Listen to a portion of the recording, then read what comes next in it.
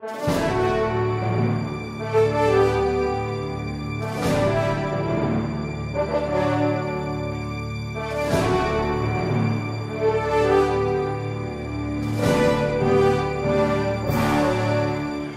important that we all get involved, as Mike said.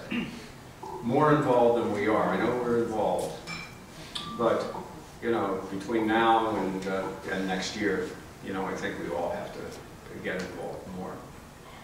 And Gary is involved. Gary was in Harrisburg when was it, Thursday, Gary? Thursday. Yeah, last Thursday. Last Thursday. We and I were both there. At a hearing. Copies, there's enough for this side. We will just pass them back. By an education committee in the U.S. Or the Pennsylvania Senate, and testified on behalf of his position on Common Core. So he can certainly give us detailed information as to what happened in that meeting and a full perspective of, you know, what's going on top to bottom with the Common Core implementation here in the state of Pennsylvania. And then we're going to open it up to questions. So, Gary, thank you.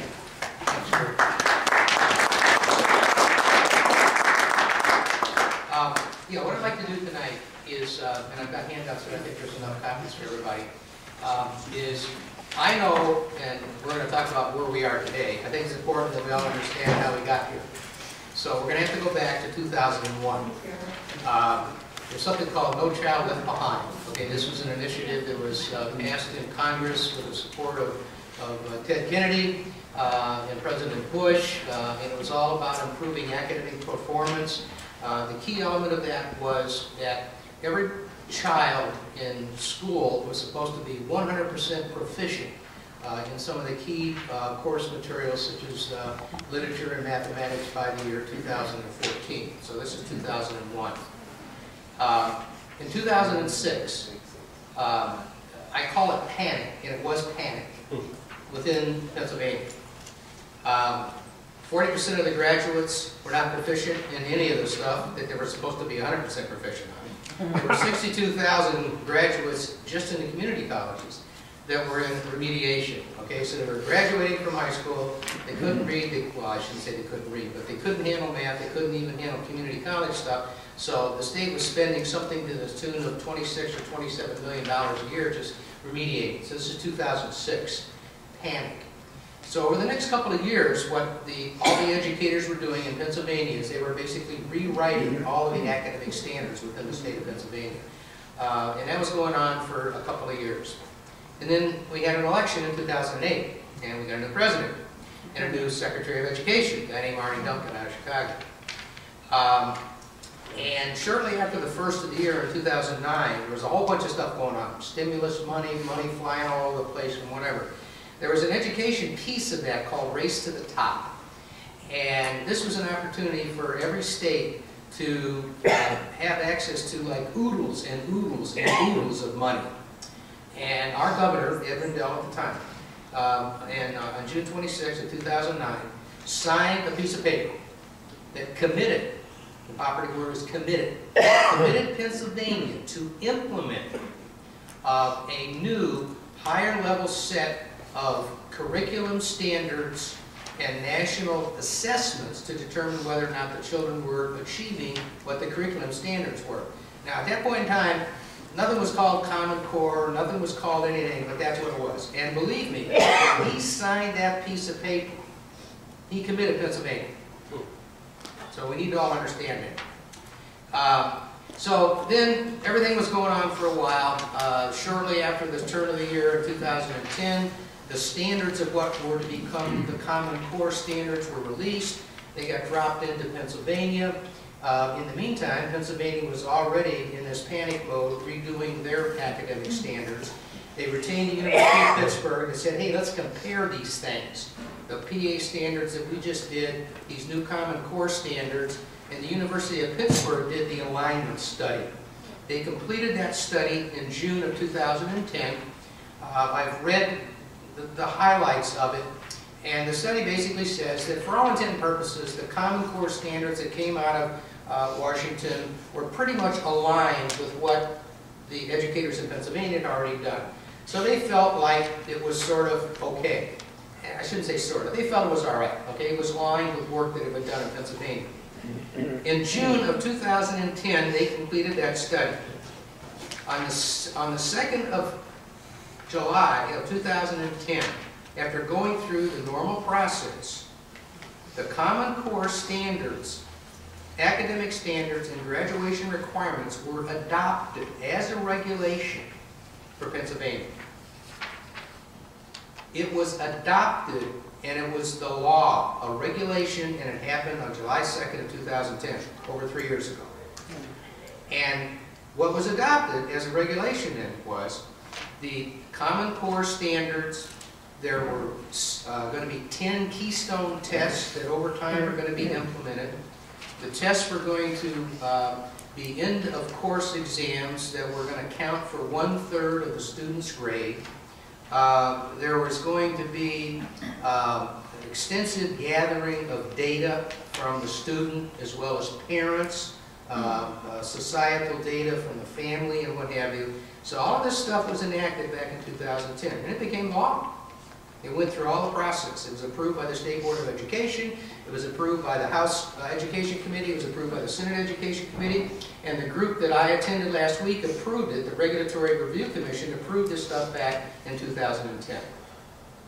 Over the next couple of years, what was going on was they had to actually put pen to paper, document all this stuff. You can imagine the bureaucratic process was going on. They had to create some of these keystone exams and what have you.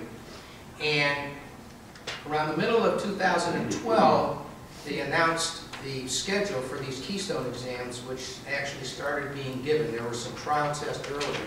Now this is important. I was sitting in a school board meeting one night, around that time, maybe in May or June or something, and the school board voted to buy a bunch of new textbooks. And they said they were compliant with Common Core. I didn't know what the hell Common Core was. Now, this is in like May or June of 2012. This thing had been approved already for 2 years. I never even heard of it. And I would contend that 99.9% of the people in Pennsylvania have heard of it. Okay?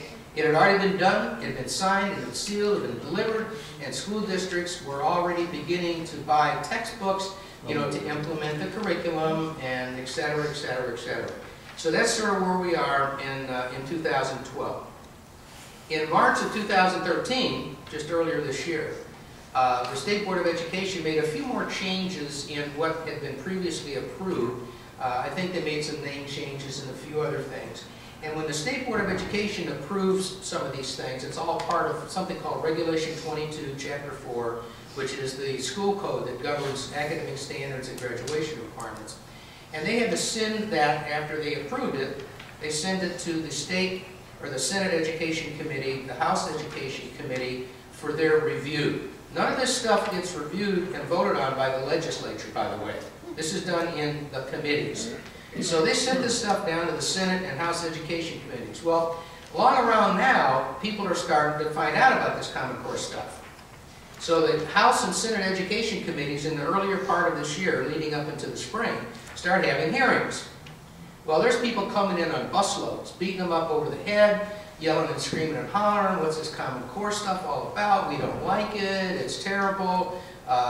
You know, some of the types of things that Mike talked about, we think it's obtrusive, we think it's totally unfair that it's 1/3 of a student's grade, because if they are bad test takers, it's going to impact their GPA average, it's going to screw up where they are in the rankings at the end of the school year, and graduation. We don't like it.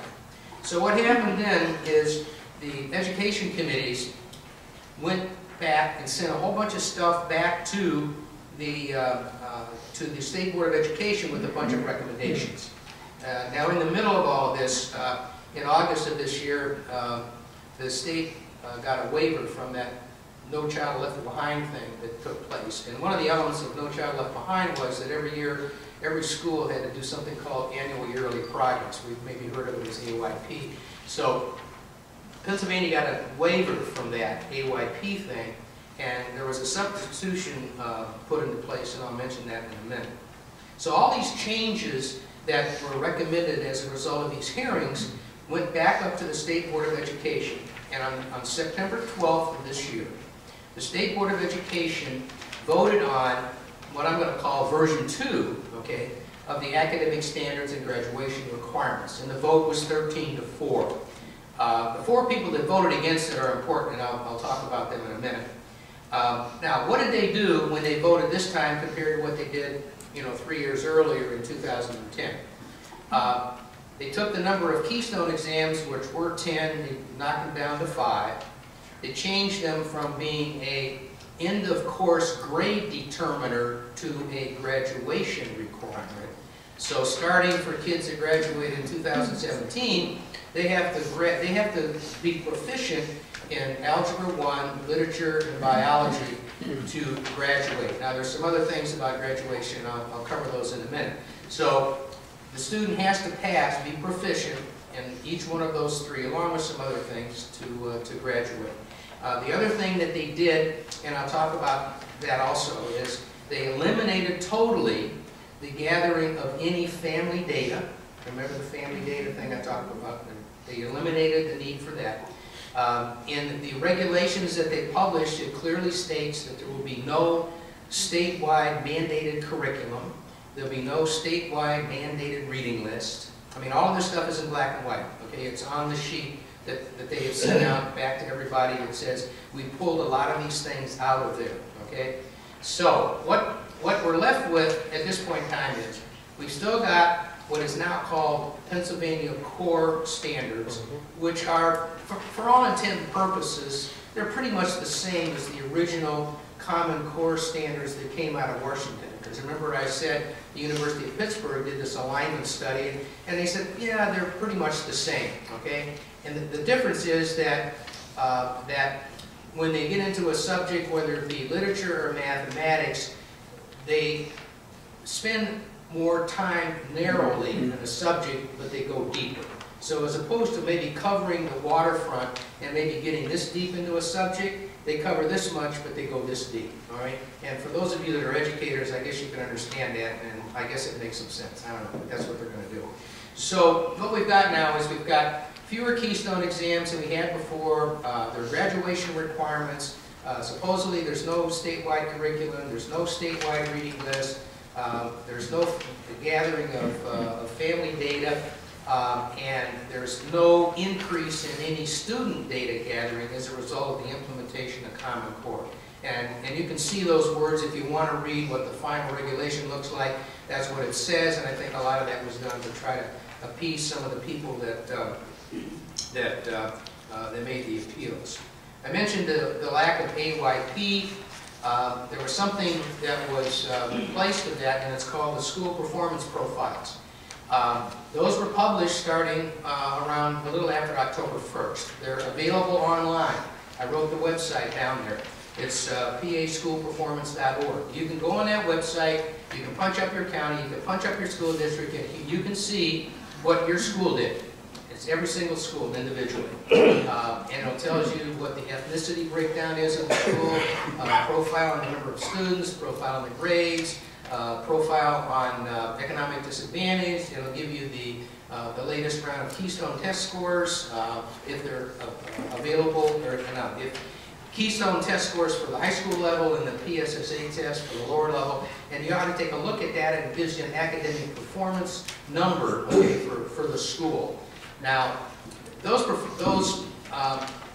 performance profiles are important because one of the things that they're going to be used for not only is to assess how well the school is doing, but it's also, my understanding, that those school performance profiles are an element, okay, of a teacher evaluation system, which is in the process of being placed, that will have impact on the evaluation for the teacher and the principal in the school. Now, I don't know what the details specifically are on that. I understand that the Pennsylvania State Education Association is not real happy with that. They're probably trying to fight it, but it's my understanding that these performance profiles at the school level will have an impact potentially at some point in time on teacher performance and principal performance. So that's pretty much, that's pretty much where we are. So the State Board of Education approved this thing on September 12th. They sent it down to the state, or the Senate and House Education Committees. Those committees said okay. Don't know when they did it. Then they sent it to the final group that looks at this stuff, which is a group called the Independent Regulatory Review Commission. And this is the group that approved this thing originally way back in 2010. So now they're back again, 3 years later. And Judy and I went to the hearing. The reason that I went to the hearing was, first of all, I found out about it from a Senator Denneman who's down in the Chester County area. And the reason that I found out about it was that the day after the State Board of Education approved all of the final regulations, I whipped off a letter to the respective heads of the Senate and House Education Committees, Tom Corbett, Rosemary Brown, Lisa Baker, and every other friggin' person I can think of. Okay? And Denneman, and I had my email address in there, so Denneman sends me an email that says, hey, we got this hearing coming up in whatever. So I got in touch with him. I said, I want to be a speaker. There were like 300 people that had submitted comments, I went up there and I made my piece, and I want to sort of describe to you what happened that day, okay? Because I think it's important. The hearing started at 10 o'clock in the morning.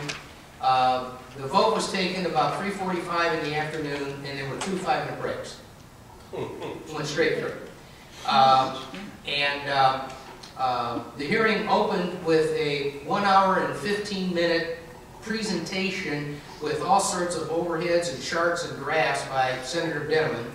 And then there were presentations by the State Board of Education, presentations by the Pennsylvania Department of Education, and then roughly 40 of us, people from all over, different walks of life, people that were education advocates, people that were school board members, and what have you, made their piece. And what I was there objecting to was the unfunded cost of the entire effort, and specifically the inappropriateness of having these high-stake graduation exams, which I think are totally inappropriate. And the reason that the State Board of Education, etc., wants to have these high-stakes exams is they believe that there needs to be some accountability and a hook for the student for some, that they need to really try hard to pass these tests. And one of the issues, of course, is that if you got somebody in the 8th grade taking an Algebra 1 class, they're going to get that test at the end of the course. And I challenge anybody to think that most 8th graders have a real concept of what the significance of and what the consequences are of what's going to happen maybe 5 years down the road. But anyway, so that's really what happened that day. And I'm going to come back to a few more things about what the implications are. The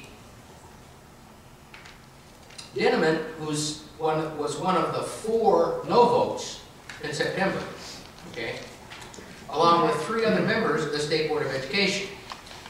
The other 3 members of the State Board of Education are the respective majority and minority. Think of that as the Republican and the Democratic heads of the respective Senate and House Education committees. So the people that were elected all voted no.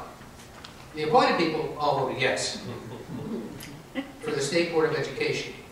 The people that voted 3-2 last Thursday were all appointed by different people. I mean, some were reported by Republicans, some were reported by Democrats. I couldn't figure out, based on who appointed them, whether there was any political party affiliation in how they voted. But the people that voted against it, the 2 people, voted against it because of the funding issues. The people that voted for it primarily because they were sincerely of the belief that if this was not approved, we would go back to what was approved in 2010, which had 10 Keystone exams, which had data mining for kids and parents, and it would be a step backward, okay? So they were voting for it basically from the standpoint of we need to keep going forward. Now, I think it's important for all of us to realize that at no time did I hear from any of the people that were making the decisions that none of them had an issue with the Common Core standards. Not one issue at all with the standards. They were interested and had an issue with the implementation costs the impact on local school districts, and what it was going to mean to taxpayers, and what it was going to mean to certain people. For example, some of the people I have mentioned at the bottom, there's a Senator Fulmer who wasn't there, and he's the Republican head of the Senate Education Committee. Now, he's a senator down in the Lancaster area, and Dinniman referenced the issues that some of these people have as to how they're dealing with their constituencies and what have you. And he cited this high school that's down there. It's a 2,000 student high school. It's called Conestoga Valley High School. They have 100% graduation. They have 47 National Merit Scholars. Their last round of testing at the high school level in the 11th grade was 95%. All right? So they're sitting there saying, leave me alone. What do you want? You want me to do this nonsense? I don't need any help. Okay? We know exactly what we're doing. We have the right kind of curriculum. We don't need any Common Core, gizmo from anybody else. There's another name on the bottom there, and he's the minority chair of the House Education Committee, Democratic Senate, Democratic representative. His name is Robach, and he's out of Philadelphia. And he's at the other end of the spectrum. They're about bankrupt. They had to close all the libraries. They got 45, 50 kids in each class now. All right? And he's sitting there saying, you want me to do this? I'm worried about keeping the heat going in the building. Okay? And you want me to implement some new harebrained scheme out of somewhere? I don't care whether it came from Washington or Harrisburg. You want me to deal with that? So what you've got there, okay, is the inherent fallacy of Common Core. One size does not fit all. The people in Conestoga that have got 47 National Merit Scholars need this as much as I need a hole in the head. And the people in Philadelphia, they need a hell of a lot more than this, okay? They need a whole bunch of money, maybe a reorganization or something like that. But yet, they're being asked to do the same thing that Pocono Mountain High Schools have being done, people in Altoona, people in Pittsburgh, and what have you. But it's important for us, I think, to remember, okay, that as we implement this stuff, all right, because each of us are going to be involved, for those of us that are involved in school board. The East Stroudsburg School District is going to have to change all the graduation requirements, okay, as soon as this becomes official. And it doesn't get official until, I guess, the Attorney General has to take a look at it to make sure there's some legal issues, and it gets published in something called the Pennsylvania Bulletin, and then each school district has 6 months to basically circulate all this stuff to parents and students and what have you. So all the graduation requirements are going to have to change. The schools are already starting to buy textbooks, okay, that are supposedly aligned with Common Core. Even though I think maybe some teachers probably don't even think they need them. But the fact of the matter is that we're in it and what have you. Now, it's important, I think, from what I observed and what I heard. I talked to Dinniman. I pulled him aside after the whole thing was over.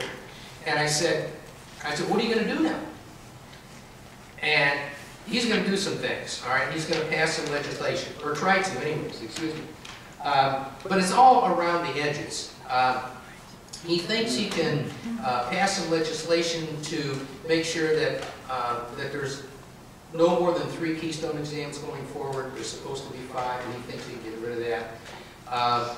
In the current regulation, there is a opt-out for political reasons if a parent can demonstrate that the assessment system, the Keystone assessment, violates their religious beliefs, and they can get out of the Keystone thing, but then of course they're going to have to take something called a project, which is still aligned with the curriculum requirements and what have you. And he told me he was thinking about maybe an expanded parental opt-out thing, okay? What he's not thinking about doing is killing this thing. There is nobody that I have either talked to or read about or what have you in Harrisburg that is on a horse to put a stake in the heart of Common Core. I'm just telling you, that's a fact. Everybody up there, Dinniman, Fulmer, Clymer, down in Bucks County, every single one of these people are in favor, okay, of higher standards. I don't think they've got any issues with the essence of Common Core curriculum or anything. If they do, I certainly don't sense it, I didn't see it, and I didn't hear it. Now, there were a lot of people making comments that day, okay, about certain specific elements that they have seen or their child has seen. And I'm telling you, it had no impact. Absolutely none. The only impact that these guys were looking at was really the financial impact and what it's going to do to them. And a lot of this is very political. And I'll give you an example. Dinniman, who spent an hour and a half, okay, Democratic senator from down in the Chester County area, very vocal, very much opposed to the unfunded burden and the impact of the Keystone exams on graduation, what have you. He's got a resolution supporting his position by every single Democratic senator in Harrisburg, all 23 of them, including Pocono and everybody else. And what he's really upset about is that he can't get out of the Pennsylvania Department of Education a definitive estimate of what it's going to cost to implement this thing.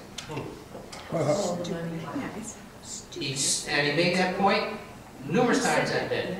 In fact, he couldn't even get the Keystone test results out of the Pennsylvania Department of Education. He had to go through a right to know request. He's a friggin' senator. Okay? Wow. Now, the question that he was asking, and the question that the people were still answering, even last Thursday, was that this new version of all of this stuff that was voted on in September is not going to cost any more than what was approved back in 2010. Their contention is, well, there's less Keystones, there's less this, there's less this, there's less that. But Mike mentioned the number, I've heard the number, or no, Greer mentioned the number, anywhere from $300 to $700 million. Now, the reason that Dinniman is pushing so hard in this thing, and oh, by the way, he had some very, very unkind words to say about the Pennsylvania Department of Education. These people are not ready for prime time. And he says that right there in public, okay? And they're all sitting there. The Pennsylvania Department of Education has gone through 3 directors in the last 3 years, okay? And they're the bad people here, because they won't tell us as legislators what this thing is going to cost, so that when we have to deal with the funding mechanism next year, we won't know how much money to set aside. Now, whether or not they're going to have enough money to set aside or not, remember, next year is an election year. Yes. And what he was setting up really was what has already been starting, and that is that Corbett is going to get the living crap beat out of him over unfunding of lower funding than what's needed for public education. So this is just an example to allow them to, to use that from a political standpoint. So the message there, I think, for all of us, at least the message that I came back with was, oh, and then there's somebody by the name of Tallman, it's a Representative Tallman. He introduced 5 different pieces of legislation in July. House Bill 1551, I mentioned them down below, through 1555. 3 of those pieces of legislation have basically already been eliminated from a need standpoint based upon changes in this stuff that was approved in September. But there's still one other piece in there, and basically was that you can't implement any of this without legislative approval, all right? Which is sort of a step in the direction of putting the legislature in front of all of this thing. Unfortunately, the guy only had 20 co-sponsors. He doesn't have anybody with any real muscle. It was introduced on July 28th. It's been sitting there for 4 months. I've talked to the guy. He doesn't even think it's ever going to get out of committee, okay? So, if there's a sense to put a stake in the heart of Common Core, this is going to be one tough struggle. I did not get the sense from anybody in Harrisburg that that's the page they're on. Okay? They all got a lot of issues with it. They got issues with the unfunded mandate part. They got issues with the exams as being too high stake. They got some issues, but I didn't get the sense that anybody's got an issue with the fundamental essence of Common Core and the curriculum. So if that's what there's a sense that needs to be done, I've only got one suggestion. And my suggestion is that if every executive group of every Tea Party in Pennsylvania feels the same way, they're going to have to do it in minutes. Can't be done on an individual county basis, It's going to have to be done in minutes. And so my suggestion is reach out and get in touch with every other Tea Party group that you can think of, find out what their position is, and see if you can build some sort of a coalition to try to begin to start approaching legislators to see if you can build up some sort of a consensus to get some sentiment in Harrisburg to stop this thing. The only way it can be stopped is a legislative action on the part of the House and the Senate. But I got to tell you, I'm not sensing that anybody up there is on that page right now. Thank you very much.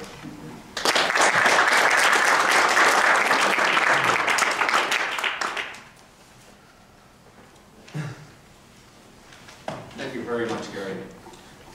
Quite informative, and you know, I think he's probably right on target. That you know, we've got to address really the problems that I think most people, at least from a Tea Party sense, have determined that this legislation has you know, really portrayed, and that is that, you know, it doesn't, the textbooks are really the key. Because we don't know what's going to be taught. It only is in the textbooks that we can get some sense as to what will be taught. And from most of what I've read, that has been extremely liberal. And if we can really address it from that perspective, you know, and I guess through the Tea Parties, because there are a lot of Tea Parties that are fired up about this. I'm on a conference call on Wednesday nights, and Common Core is always one of the main subjects in that discussion. And there are some counties that are very, very active in this. But how on earth do you find what's in the textbooks? You have to pass it to find out what's in it. Yep. Pardon? Yep. You have to pass it to find out what's in it. Yeah, that's a stool sample. That's a... I agree with the purchase of the textbook. Well, it's all really school. up to the school districts. That's right. So who looks at what's in the textbook Jackie, maybe you could comment before on they that. approve it? Jackie Leonard is on the school board. But you don't have to approve the textbooks as a school board. Pennsylvania is contractually obligated and was through Rendell and Corbett. Okay, here's my big question. You keep saying that somebody says it's not going to cost you any more. What do you mean by that? When somebody says or comes out with the fact that it's not going to cost you any more. Well, here, let me tell you what they said in response to that last Thursday, okay?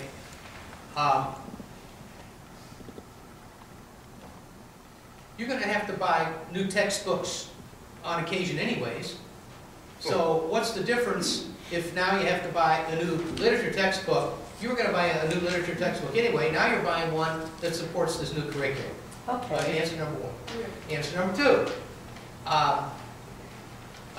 You are always putting your teachers, okay, through a process of re-education, retraining, getting them ready for this, getting them ready for that. Okay. And again, I'm just telling you what they're saying, okay? So if you're going to have to orient your teacher towards some new curriculum, okay, that's called Common Core, what have you, yeah, there's a cost associated with that, but you're already doing that kind of work with your teachers anyways. But I want to decide what it is. I don't want to have you tell me what it is. But no, wait a minute. There's an important thing we all have to remember here, okay?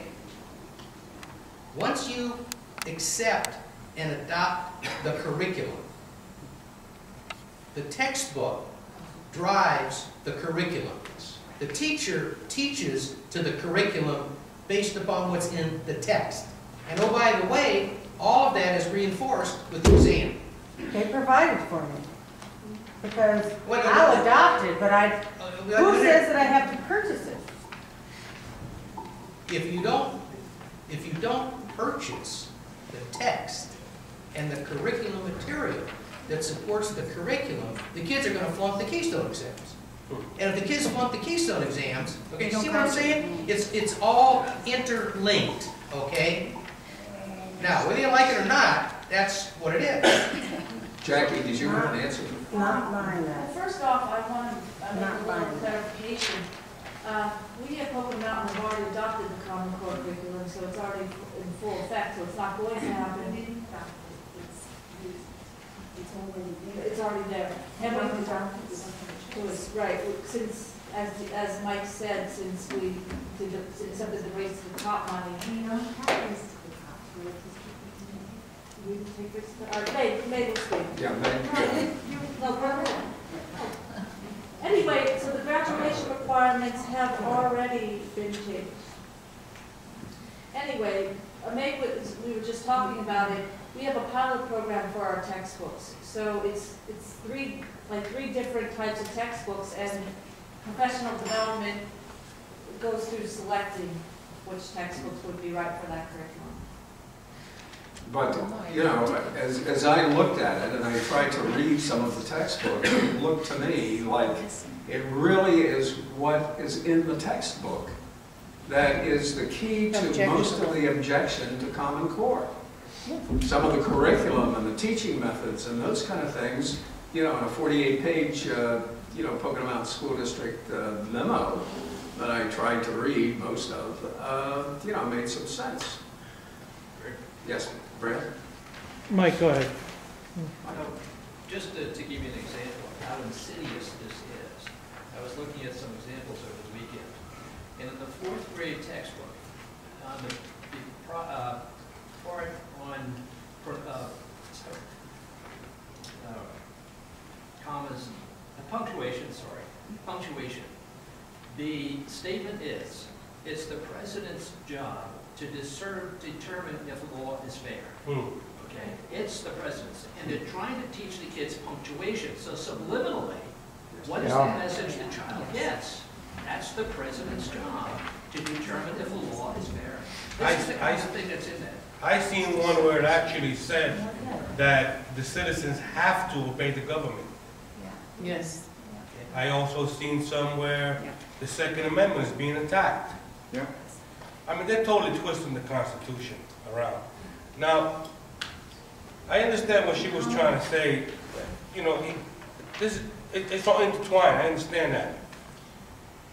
But I understand what she's saying too. Now, I'll give you an example. There's an 11th grade book that they were pushing on the kids called The Bluest Eyes. I don't know if anybody heard of it. Yes. By Toni Morrison. Yeah. It's about incest and pedophilia. Yeah. What? So I've been working with this lady behind the scenes, and I've been giving her material. She's been giving it to the proper people.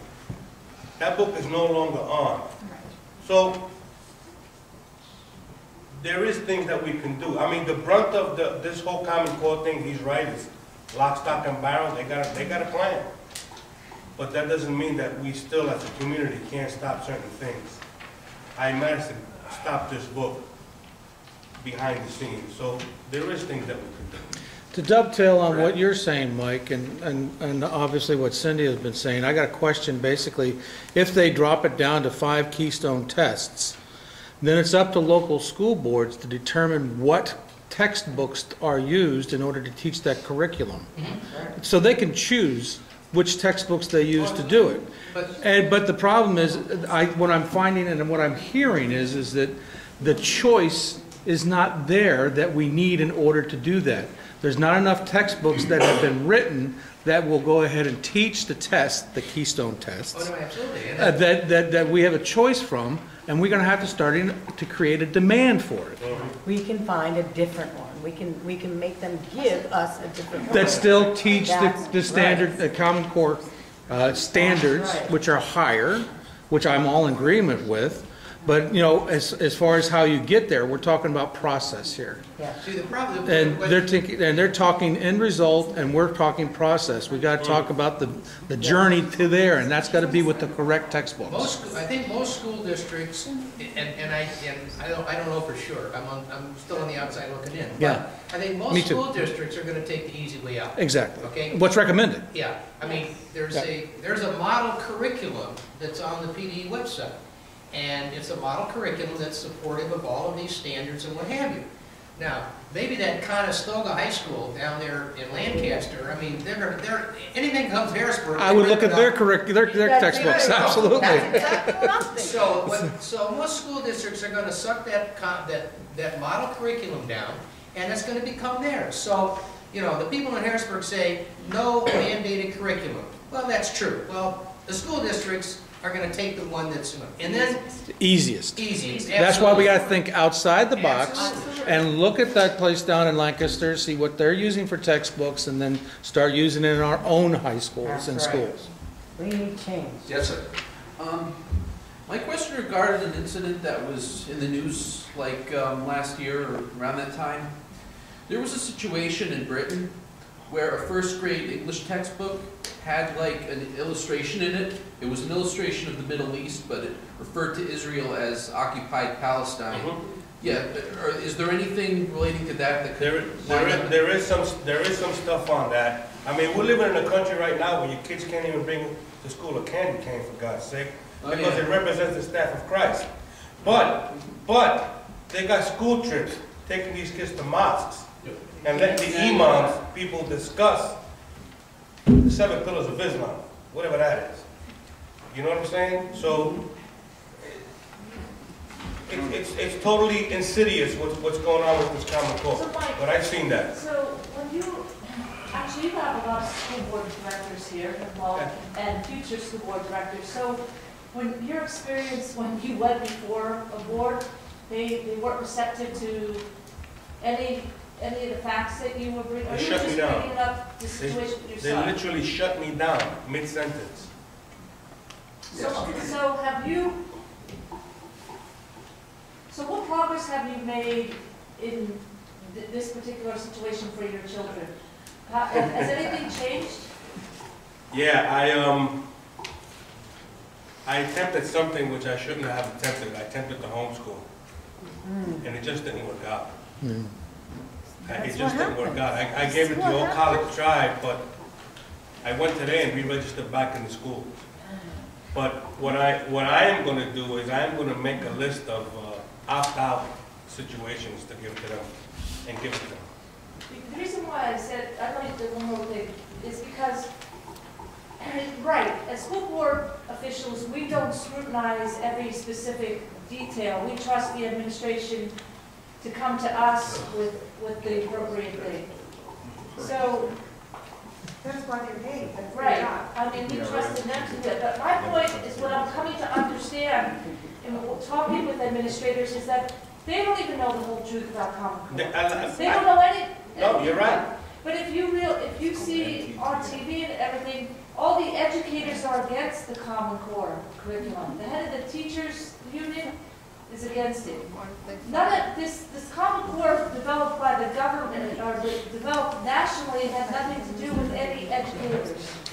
You know what's one of the things that I found out about this curriculum? That it prepares your kid for a community college. Yes. I did a little Google search on community colleges. They're popping up all over the country. So there is like an insidious master plan here, you know, which is basically dumbing down of America, but there is things in play. But Jackie, to your point, it really takes away from the teacher what the teacher is really supposed to do, what she's been trained to do, what they do highly effectively. Because it takes that away and it puts it into what you must teach Yes. in basically a test. You can't allow that. I won't allow that. My name is Steve Valance. I'm up from Pocono Mountain School District up on the mountain. This is only my second time coming to one of these Tea Party events. I'm liking what I'm hearing.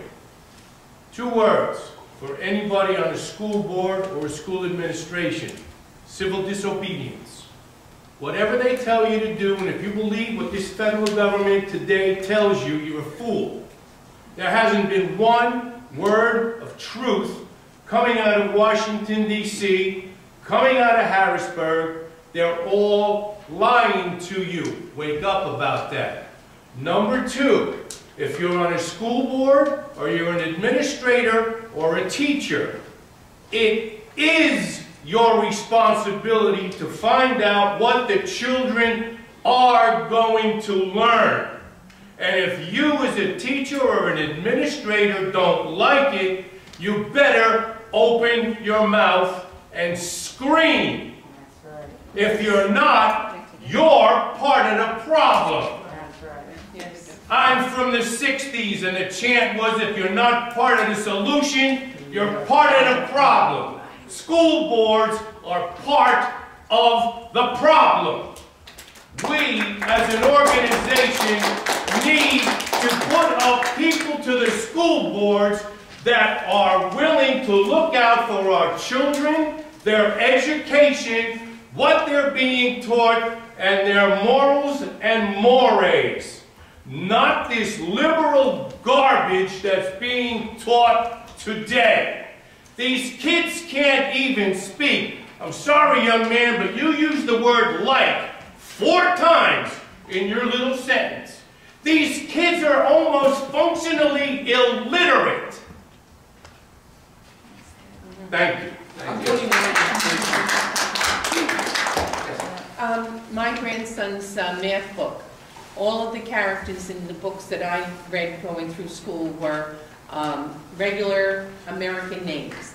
Well, there's Mohammed, there's Khalid, there's all of these strange Middle East names. He lives in Boston. And this is what the math book is. And all of the examples, and every example that he has to solve every math problem 4 different ways, and draw a picture, turn it upside down, turn it this way, turn it... No 2, 4, 6, 8, and you memorize your tables. No memorizing your tables. You have to do all these crazy things with all these words, and every single one of the words are foreign. And it's ridiculous. We have to get back to basics. Yes. Without any speculation, if we can avoid it, what does anybody really know about Common Core Incorporated? Where the first drafts came from? From what I heard, the United Nations. And Bill Ayers. Bill Ayers. Agenda 21. You ever heard of George Soros? Yeah. Yes. George He's Soros. with the Ties Foundation. He's pumping a lot of money. Yes. Do you know that, or is that speculation? No, it's a fact. Also, the Bill and Melinda Gates Foundation. Yes. They're pumping millions of dollars in this because he's the one that's going to get the contract to do the computer upgrades and everything. That raises another subject. Of course, it's data mining the information Yeah. that you and your children have to provide to the authorities. No, hold on, stop. That's not true. That's not true. Well, not now. Not now, right? okay? And that's one thing that we need to check on, because I talked to Tony Lynch about that the other day.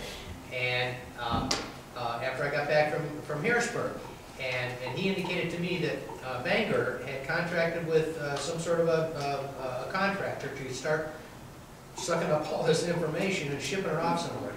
And I said, stop immediately and pick up the phone, call the responsible person at PD and clarify for sure, 100%, as to whether or not what I heard was in fact true.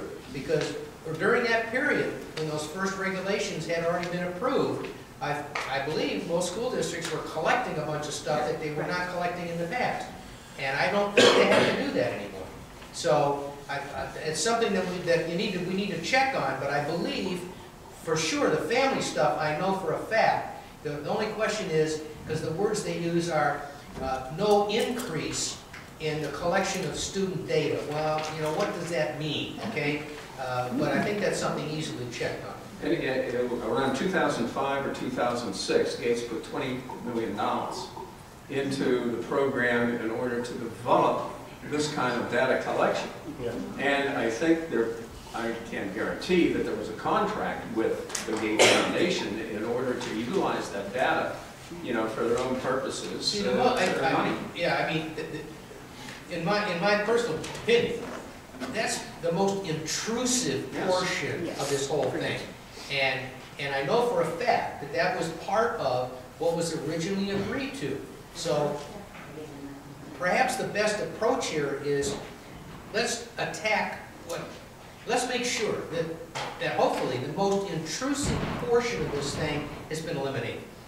And I think we can do that fairly quickly, okay? It's my understanding is there will be absolutely no collection of parental information as a result of the implementation. It says it right black and white.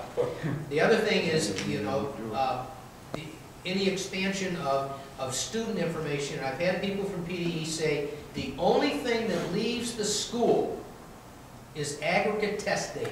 There's nothing that leaves the school that identifies an individual student. Right. That's what I've heard. Yeah. Based upon what this committee did the other day. That's my understanding, right. So it's still in the school, it's available for the parents, obviously for the teachers and what have you, but it's my understanding that there is nothing that's student-specific and certainly nothing family-oriented that's leaving the school. It may have been in the past, but it's not supposed to be doing it now. But when you said leaving the school, you mean being sent by the school. However, all of this data is in a computer. And where do you think the computers are? They're all being tapped at will by who, and you don't know who. So, I mean, as far as anything being personal and not available, that day is gone. Yeah. I mean, just go to your doctor's office. There's no files there. No file cabinet, no piece of paper at all. Everything's in there. And, you know, who's looking at it? Yes, sir. My name is William Taylor Ryle. I'm from Chester County. I'm the founder and executive director of the County Sheriff Brigades of Pennsylvania. And I've been studying constitutional law in Pennsylvania for 24 years. I'm not an attorney. There are a number of documents that I've written that are on our website. I would encourage people to get on it, and I'll hand out a paper that has the site on it. Yeah. One of them that I'll hand out is Just Say No to Common Core. There's another one, more on Common Core. This is just one issue, but it boils down to whether the government has the authority to do what they're doing. And everybody in government takes an oath of office to support, obey, and defend the Constitution of the United States and the Constitution of the Commonwealth, and to discharge their duties with fidelity. It's Article 6, Section 3 of the Pennsylvania Constitution. And if you haven't gotten a copy of the Pennsylvania Constitution, I'd recommend you get lots of them. Because over the 22 years that I've been asking people in government whether they've read this document, over 90%, probably closer to 95% say no. Now they might be afraid because they might be afraid of the next question. What does Article 1, Section 1 say as an example? The only thing in the Constitution about education is there's to be a thorough and efficient educational system. That's all the Commonwealth has a responsibility to do. The federal government has zero authority, zero, to be involved in anything to do with education. It does not appear in the Constitution at all. Anything related to education teaching is not in the federal Constitution. The way that you cripple this is to get out, people get out to your school boards because we can stop accepting the money from the federal government and they would stop dictating our lives. And that's the bribe, if I could finish. The bribe is the cash. And everybody knows that after a couple of years, 3 years, it runs out, and then the local folks are there to pick it up, the program's in place, and you're saddled. That's always been the game. It'll continue to be the game. This issue is a 10th Amendment issue, and it was settled by Sheriff Richard Mack in 1997 in his decision of the Supreme Court.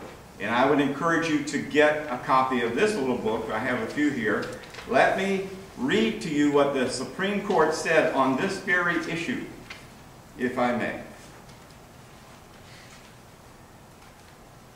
Now, Sheriff Mack points out that if you take the bribe, then you're contractually obligated until you get rid of the bribe. And the recommendation that I have in my Just Say No to Common Core is send the $45 million or whatever it is back, don't accept any more, and tell them to get the hell out of Pennsylvania. Yes.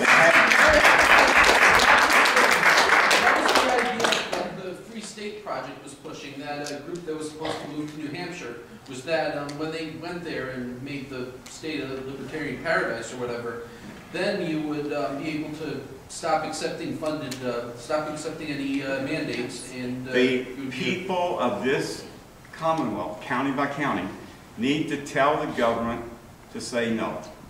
That's all right. It's called nullification. If you want more information about that, we can do it another day.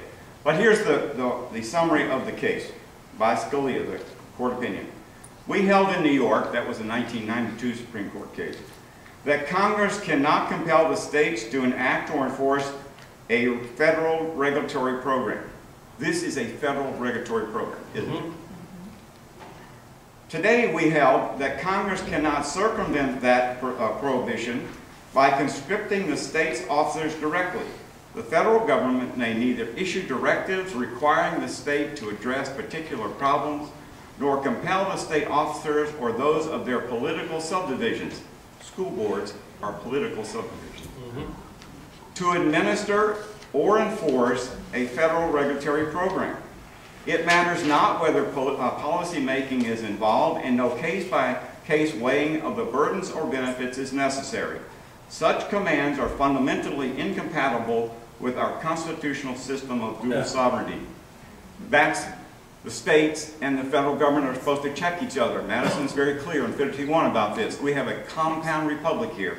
So the issue is Common Core, or whatever you want to call it, going all the way back to what in the early 90s was no, that's later. Outcome-based education. Anita Ho fought that. I was working with her on that, and others were. But the point being is, this goes all the way, actually, I trace it back to 1892, where this started with the Committee of 10. So if you want to see how our system has changed, you've got to go beyond parties. It's not the party issue. It's a system of converting this country to a socialist police state. If you don't believe that, well, stay tuned. Anyway, Yes. the dissenting opinion is quite interesting. It was written by Stevens.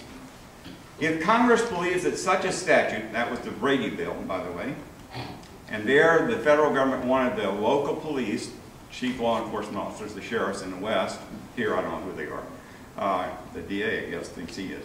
But point being is to collect information about guns and give it to the feds at no cost, and if they didn't do it, they could be fined or imprisoned or both. And Sheriff Mack said, no, not me, and 6 other sheriffs eventually joined him.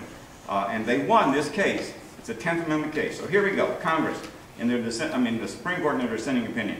If Congress believes that such statutes will benefit the people of the nation and serve the interest of cooperative federalism, whatever that is, better than an enlarged federal bureaucracy, we should accept both its policy judgment and its appraisal of its constitutional power. BS.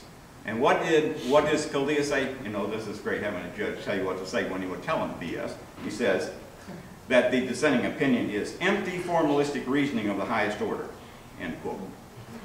In other words, a nice way of saying BS. That's right. So the point is, if the school boards or the supervisors, all of whom take oaths, right? You took an oath, right? So everybody takes an oath, but they don't read the documents. How can you understand it? If you don't read it, you got to understand it. If I can understand it, anybody can. And I realize I spend a lot of time, and there's a lot of people that are here to help. The point is, there is no authority for the federal government to do anything. What happens? They give a bribe. Rendell signed a contract.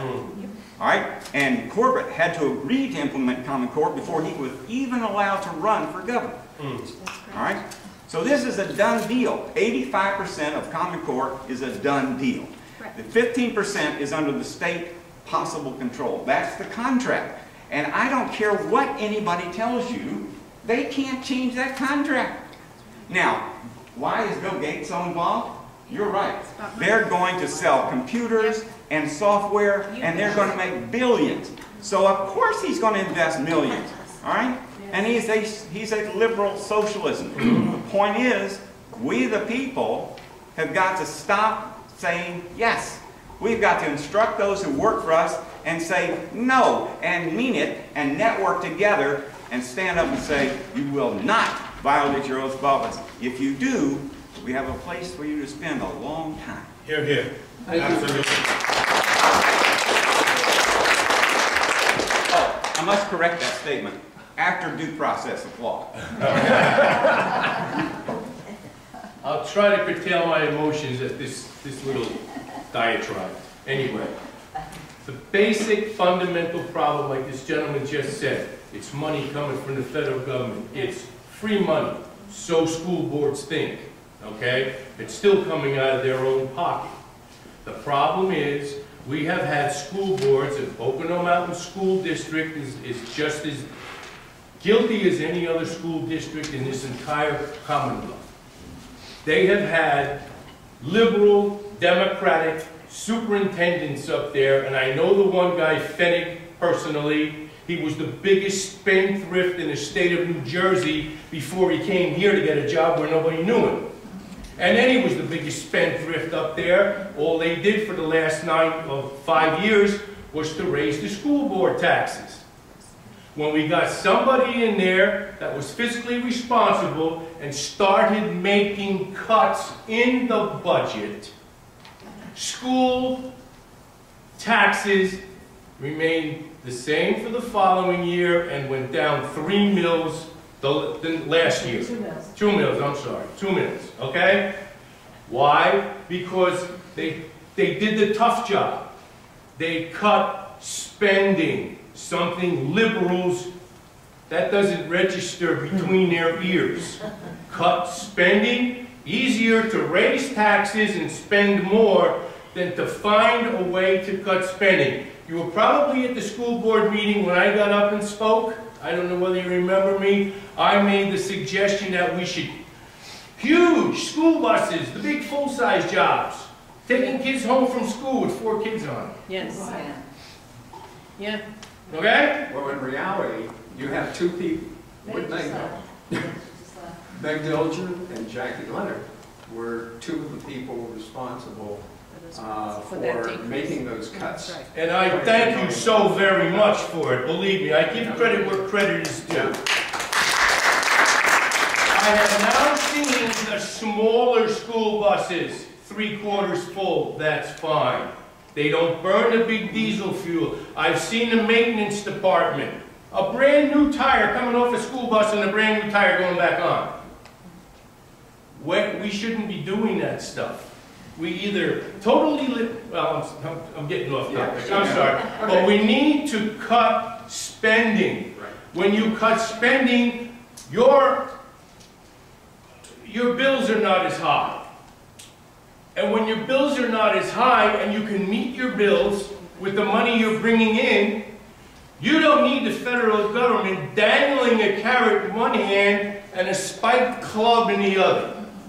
Right. And then you can get your job done properly. But the way it works, in all due respect, the way it works is the feds offer all these funds, and the governor gets a piece of that to spend the way he wants to. That's correct. And the parties get a piece of it. They can dole it out. It's all a bribe. And until we start getting back to fundamental law, where the people in government understand that they can't do this, they are prohibited from doing it. All right? We're not doing our job. We're not instructing those who work for us, you either do this, this, and this, or guess what?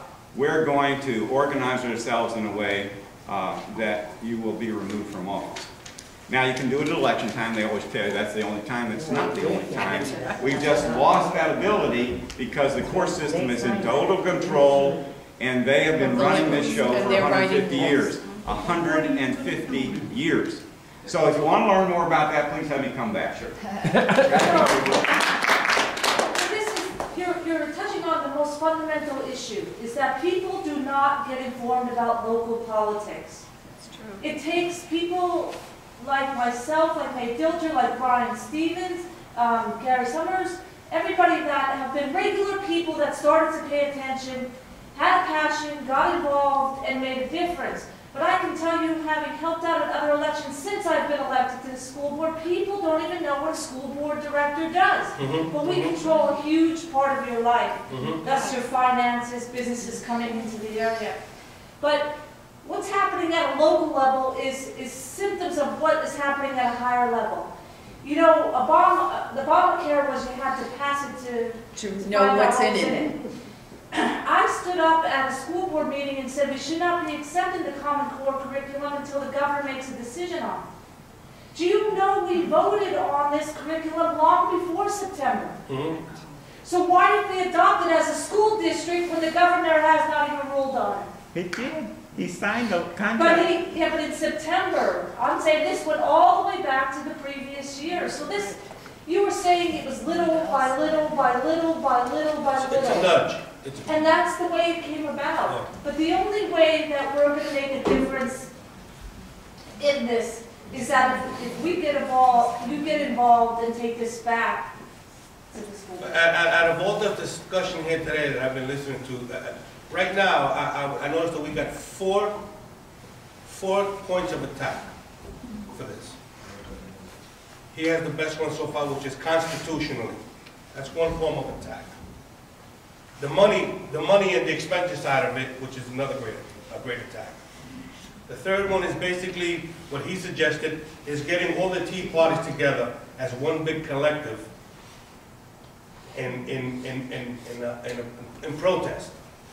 And the main one is the grassroots, which is basically us, the parents, the outrage, getting us fired up. Those 4 points of attack, I think that we could do away with this, and I don't care what any politician says, because constitutionally alone, we got to let this stand on. Just say no. But the main point of attack is the cost, the total cost of what this is going to be. Right. Does anybody know what it is? No. Yeah. Nobody knows what it is. More than I you don't can. think it's fair that it actually be implemented without that number. Without that. Without that number, that's what I'm saying. The biggest Why am I cost- gonna buy a textbook or send people for training when I don't know what it's gonna do, or how much it's gonna cost? But unfortunately, okay, an extraordinarily powerful, influential state senator, Andy Dinham, okay, one of only 4 people that voted against this thing when the State Board of Education voted for it, spent an hour and a half in front of the Regulatory Review Commission last week. I heard him talk. That was his point. He lost. Okay. He lost. 3-2. He lost. 3-2. So the only point I'm making is, that was the point that he was making. Okay, the point you're making about tell me what it's going to cost. That was his argument for defeating it. He lost, they voted for it anyways. Okay, so they voted for it, so I'm on a board, and I say, you know what, I'm not gonna send that teacher, and I'm gonna have 5 votes, we're not gonna send that teacher. What's the ramifications of They're that? gonna cut What's the the fund. ramifications? The ramifications is you potentially are going to run the risk, okay, of having some of your student aid taken away from you, okay? The bigger risk that you're going to run is, believe me, It is now 8:30 and the library will close when in the 1 parents, half hour. when the parents Parking stand at up, 9 o'clock. when the parents find out, okay, that actions on your part potentially are going to jeopardize their ability to graduate because they're going to fail a Keystone exam, they're going to say, I don't care, do it anyways. That's the risk you run. What if they pass the Keystone test without this? So you're telling me the Keystone test has to do with all this new implementation, Yes. and no kid will pass the Keystone test without That's this? the bottom line. And aren't they working with the That's their college contention. entrance exams too, to make all the material So coordinate? this school that I don't know. has Common Core already, that has a 95%, They don't have No, money. they don't They have don't it. have common. they don't have Common Core. No, and they don't need it. They don't need it. No, but you have to realize that But if it's your gonna kids- come down to your Pennsylvania kid- having your to school has to implement reach it. a grade for the school district to keep getting money. So, Just like No Child Left Behind, the whole push to that was to make AYP so federal funding would continue. Wasn't the whole push to that actually the ability to match the U.S. at an international scale regarding, no. that's what get they the said funds. was, it wasn't like actual Well- America, it was how America compared to Japan? It's all about money, people. Yeah, it's all about money. So does Common Core have to be adopted, or does it not in Pennsylvania? It's already been done. It is the law. So why doesn't this place, who has the 95% rate of It's in Central Valley, is that in Pennsylvania? Let me add some little thought here. The reason it's allegedly law is because the General Assembly allegedly gave the school board the authority to do this without the General Assembly doing it. They did it years ago. All right? Well, first of all, they didn't have authority to do that, so that's null and void. If they do something, I don't care where it is in government, if it's unconstitutional or it's misapplied, it might be a constitutional law, but it's applied to an individual, as an example, that has rights, and you can't violate those rights, then that action is null and void from the time they did it. The next problem is everybody's been brainwashed to believe that only the courts can decide that. Yes. And they use Marbury versus Madison as the place. That is a lie. That's not what that case said. It's not what Marshall said. In fact, he said all departments are responsible to follow their oath and the constitutions. They don't do it, but that's a lie. So the point is, you and I are the bosses in this country. We're the sovereigns. We're the consent of the governed, right? Declaration of Independence. So you can decide. We need to get together because the law is sufficient. That's why I'm saying network the counties together, but people in the counties. But you can say to the school board or the Department of Education, no, we're not doing it, and I don't care where you took a bribe or not, we're not doing it because what you're doing is unconstitutional. It doesn't exist. They can call it a law. It's called color law. It has the form and appearance of law, but it is not law. It is totally null and void from the time they did it. If it's fraudulent, if it's unconstitutional, it's misapplied to you or your children, and they can't do it according to the Declaration of Rights or the Bill of Rights if it's a federal jurisdiction, they have no authority. You can stop it on those grounds. Say no. Will they take the funds? Frankly, they can keep their funds. We spend, the remedy to that? Put your alleged taxes that they steal from you in an escrow in Pennsylvania, and when the federal government starts, well, it's not federal government, the central government starts behaving themselves, and we'll pay for it by apportionment. That's what the Constitution says. This is the remedy. And we're to the point, you're absolutely right, we're to the point where it's either now or never. Yeah. All right? So I'm passionate, obviously. The structure's there. I would encourage you all to get these documents, these couple documents from me, and get on the website and start reading. Absolutely. All right? And I'll be glad to come back and help people understand more about the law. Thank you, thank you. Yes. We're referred a few times the suggestion, which I think is a great one, to mass power of the Tea Party in the Commonwealth. And groups get together. One of the things that occurred to me was when we were having a debate over Obamacare and defunding, that there was a mechanism called defunded.com or don'tfundit.com. 2.7 million people in 15 days signed up for that. It meant something. What I'm thinking is maybe there's a mechanism we can use across the state about Common Core and get out the message that way and let the people know we're running next year. And we change the laws all the time. We change prohibition, we change Red Scott, we've changed laws all the time. We can change this too. Maybe through the use of technology, it might help us. Yes. Absolutely. Yes. Absolutely. At grassroots, man, I'm for it. There's 29 states that are trying to get back out of Common Core that went in. I heard Iowa signed some kind of an Texas executive said order. no from the start. Get rid of it. Iowa, I think, the governor signed some kind of an executive order doing away with this. Yeah. Well, I think there's movements in every state, in fact. There's movements in a lot of counties around Pennsylvania. They set up in this conference call every county.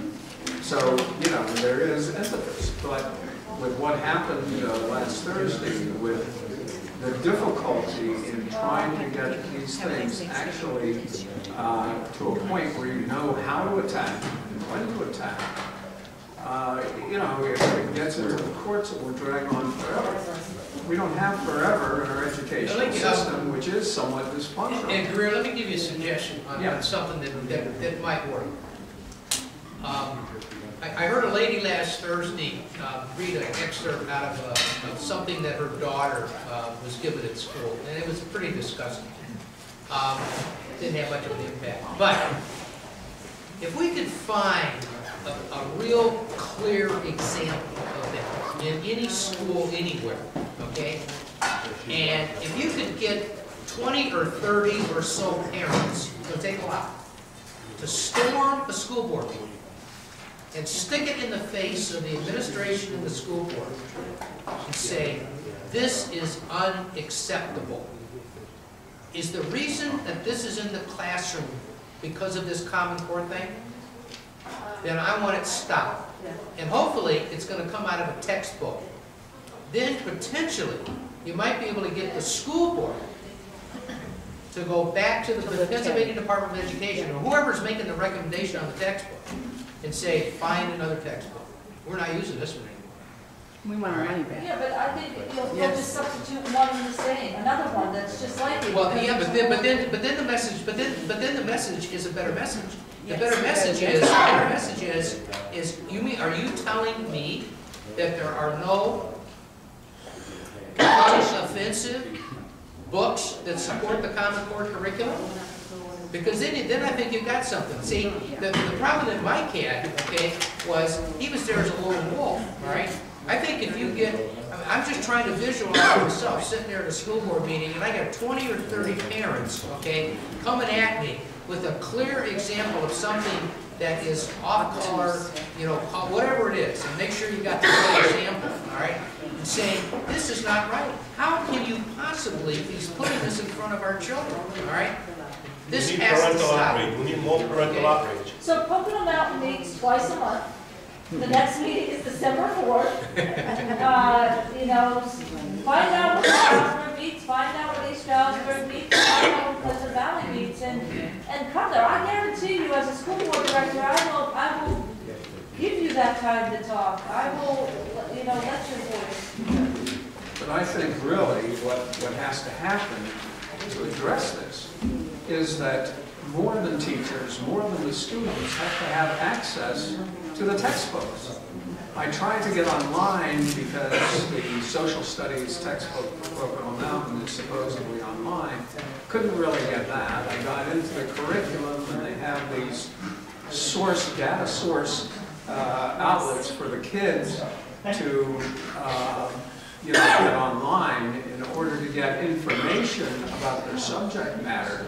One happened to be the White House. I wonder what the subject matter there will be. And one other was a very liberal organization. And from what my understanding was, that the textbooks that were made available were highly liberal textbooks from companies that are noted for highly liberal textbooks. The process is the teachers become facilitators. The program that will be online. And if you don't answer it right, they'll run it again, and they'll run it again, and run it again until the student finally figures out, oh, I got to answer it this way in order to pass. And that's the indoctrination, brainwashing process. The teachers are going to become irrelevant, unfortunately. And unfortunately, their education in the in college is becoming the same way, and has since the 60s. So, one thing I'd like to add, encourage you to get a copy of this book, all right? Freedom of speech. You said freedom of speech and freedom of the press and speech and libels. Everybody says it's just the public, the official press that has this protection. Listen to this. The printed press shall be free to every person who may undertake to examine the proceedings of the legislature or any branch of government. So it's not a gift that you're being given to speak. You have a right. Amen. Right. Amen. Right. And the government doesn't realize this. And no law shall ever be passed to restrain the right thereof. So how in the world can anybody make a decision that you can't speak and have the police come over to escort you out? Good thing the police didn't do it. Thank you, but we have to be out of here. So the bottom line is, there's more to this section. Please get a copy of it. Any other questions or comments for the good of the order? One more comment. Something you should know about me. Saturday night in Kentucky, they held their first and Matt Bevin, Tea Party. If you want these papers, don't see me. Okay. You're interested in Any other comments? Meeting adjourned. It's been a terrific meeting. Thanks for our participants. And thanks to the people.